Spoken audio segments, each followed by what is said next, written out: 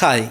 Income tax return file ചെയ്യുന്ന സമയമാണ് ഇപ്പോൾ ജൂലൈ 31 അല്ലെങ്കിൽ ആഗസ്റ്റ് 31 നമ്മൾ ഇൻകം ടാക്സ് റിട്ടേൺ ഫയൽ ചെയ്യേണ്ടതായിട്ടുണ്ട്, പ്രത്യേകിച്ച് ഇൻഡിവിജ്വൽസ് ആയിട്ടുള്ള ആളുകളുടെ കേസിൽ. അപ്പോൾ ബിസിനസ് ഇൻകം ഒന്നും ഇല്ല അങ്ങനെയൊക്കെയുള്ള ആളുകളാണെന്നുണ്ടെങ്കിലാണ് ജൂലൈ 31 വരുന്നത്. അതല്ല, നിങ്ങൾക്കൊരു ബിസിനസ് ഇൻകം ഉണ്ട്. ബിസിനസ് ഇൻകം എന്ന് പറയുകയാണെന്നുണ്ടെങ്കിൽ നിങ്ങൾ ഷെയർ ട്രേഡിംഗ് ഒക്കെ ചെയ്യുകയാണ്, ഇൻട്രാഡേ അല്ലെങ്കിൽ FNO ഒക്കെ ചെയ്യുകയാണെന്നുണ്ടെങ്കിൽ അതൊക്കെ ഒരു ബിസിനസ് ഇൻകം ആയിട്ടാണ് ട്രീറ്റ് ചെയ്യുക. അപ്പോൾ നമ്മൾ ഇൻകം ടാക്സ് റിട്ടേൺ ഫയലിംഗ് ആയിട്ട് ബന്ധപ്പെട്ടുള്ള A to Z കാര്യങ്ങളാണ് നമ്മൾ ഇന്നിവിടെ ഡിസ്കസ് ചെയ്യാനായിട്ട് പോകുന്നത്. ഓരോരുത്തർക്കും റിട്ടേൺ ഫയൽ ചെയ്യുമ്പോൾ ഒരുപാട് സംശയങ്ങളൊക്കെ ഉണ്ടാവും. നമ്മളെല്ലാ സംശയങ്ങളും നമ്മളിന്ന് കവർ ചെയ്യുന്നുണ്ട്. ഓക്കെ, അപ്പോൾ ഇന്ന് എൻ്റെ കൂടെയുള്ളത് അഞ്ജു ആണ്, എൻ്റെ ആർട്ടിക്കിളാണ്. ഓക്കെ, അപ്പോൾ വെൽക്കം അഞ്ജു.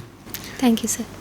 ഇപ്പോൾ മുൻപത്തെ ഫിനാൻഷ്യൽ ഇയേഴ്സിലൊക്കെ NRI ആയിരുന്നു. ഇപ്പോൾ ലേറ്റസ്റ്റ് ഫിനാൻഷ്യൽ ഇയറിൽ ആൾ റെസിഡൻ്റായി. കറൻ്റ്ലി ആ NRI ഡെപ്പോസിറ്റ് ആയിട്ട് തന്നെ കണ്ടിന്യൂ ചെയ്തുകൊണ്ടിരിക്കുക.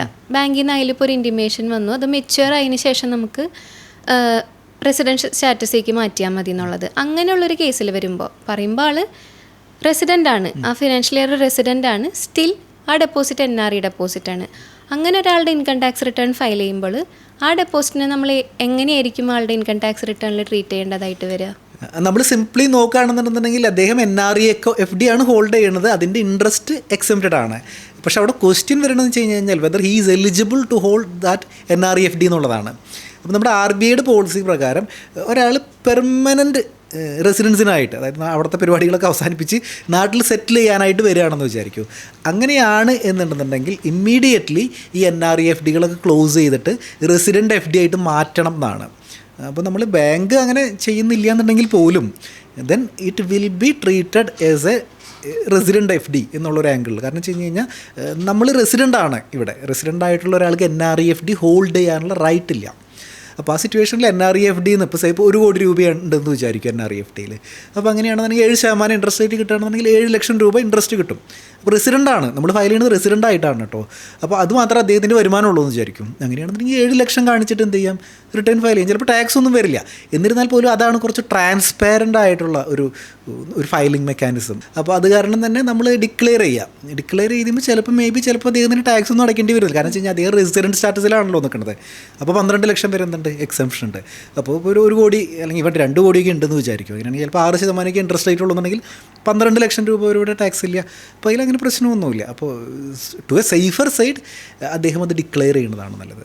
അപ്പോൾ വളരെ ഡീറ്റെയിൽ ആയിട്ടുള്ളൊരു ഡിസ്കഷൻ ആയിരുന്നു നമ്മൾ ആര് ഇൻകം ടാക്സ് റിട്ടേൺ ഫയൽ ചെയ്യണം, ഏത് ഫോം ചൂസ് ചെയ്യണം, ഇനി ഓരോ ഇൻകം ടാക്സ് റിട്ടേൺ ഫയൽ ചെയ്യുമ്പോഴും എന്തൊക്കെ കാര്യങ്ങൾ ശ്രദ്ധിക്കണം, ഇങ്ങനെ വളരെ ഡീറ്റെയിൽ ആയിട്ടുള്ള ഇപ്പോൾ ITR 1, 2, 3, 4 അതേപോലെ തന്നെ എന്തൊക്കെയാണ് ശ്രദ്ധിക്കേണ്ടത്. ഇപ്പോൾ നമ്മൾ ചില ട്രാൻസാക്ഷൻസ് ഇത്തിരി ഹെവി ആയിട്ടുള്ള ട്രാൻസാക്ഷൻസ് ഒക്കെ നടത്തുമ്പോൾ എന്തൊക്കെ കാര്യങ്ങൾ ശ്രദ്ധിക്കണം. ഇപ്പോൾ ഗോൾഡ് വിൽക്കുമ്പോൾ അല്ലാന്നുണ്ടെന്നുണ്ടെങ്കിൽ നമ്മൾ സ്ഥലം വിൽക്കുമ്പോഴൊക്കെ എന്തൊക്കെ ശ്രദ്ധിക്കണം, എപ്പോഴൊക്കെയാണ് നിങ്ങൾ ഇൻകം ടാക്സുകാർ പിടിക്കാനായിട്ട് സാധ്യതയുള്ളത്, ഇങ്ങനെയൊക്കെയുള്ള ഒരുപാട് കാര്യങ്ങൾ നമ്മളിവിടെ ഡിസ്കസ് ചെയ്തിട്ടുണ്ടായിരുന്നു.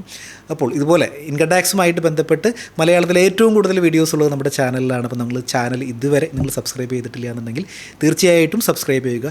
ഇത് നിങ്ങൾക്ക് യൂസ്ഫുള്ളായി എന്ന് തോന്നുകയാണെന്നുണ്ടെങ്കിൽ തീർച്ചയായിട്ടും നിങ്ങളുടെ ടാക്സ് പ്രാക്ടീസ് ചെയ്യുന്ന ആളുകൾക്കോ പ്രൊഫഷണൽസിനോ ഫ്രണ്ട്സിനോ കൂട്ടുകാർക്കോ അല്ലാന്നുണ്ടെങ്കിൽ നിങ്ങളുടെ റിലേറ്റീവ്സിനൊക്കെ ടാക്സ് പ്രാക്ടീസ് ചെയ്യണം നിർബന്ധമൊന്നുമില്ല. ഇത് യൂസ്ഫുള്ളായി എന്ന് തോന്നുകയാണെന്നുണ്ടെങ്കിൽ നിങ്ങൾ തീർച്ചയായിട്ടും ഒന്ന് ഷെയർ ചെയ്തിടുക.